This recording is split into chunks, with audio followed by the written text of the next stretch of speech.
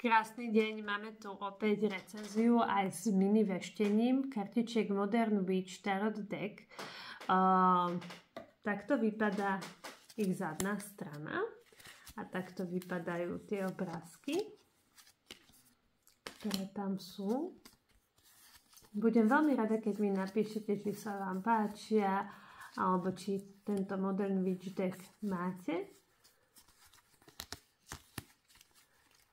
Sú to ako keby klasické tarotové kartičky, ktoré sú ozvláštnené na túto dobu, aby boli také trošku aktuálnejšie.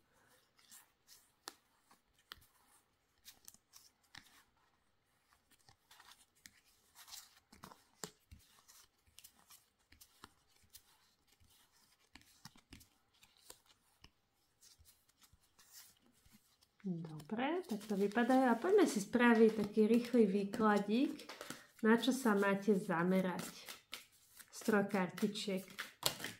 Tuto mi vyhodilo hneď prvú kartičku, druhú a tuto máme tretiu.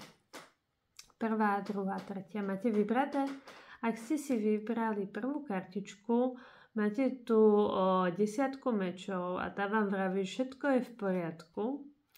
A táto kartička naznačuje, že pre niečo sa veľmi trápite.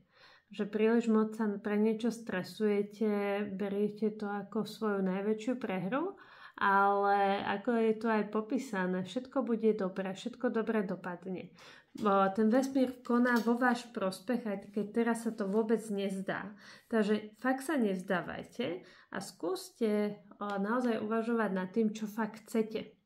Že čo táto veľká zmena, ktorá vás stálo toľko energie, má vám privolať. Budem rada, keď mi napíšete aj dolu do komentára. Ak ste si vybrali druhú kartičku, máte tu 2 palíc, to je o uvažovaní. Možno uvažujete o zmene práce, o presťahovaní sa do zahraničia alebo po nejakých zmenách. Vidím tu, že máte takú stabilitu v niečom a je to taká nová príležitosť pre vás. A keď ste si vybrali poslednú kartičku, je tu páža mečov, to naznačuje takú väčšiu priebojnosť, ktorá je vo vás a nejaké nové možnosti opäť sa tu ponúkajú, alebo niečo, že chcete vydiskutovať. Toto tu veľmi cítim. Budem rada, keď mi napíšete, či s vami tento výklad rýchly rezonoval a teším sa na vás opäť na budúce. Majte sa krásne.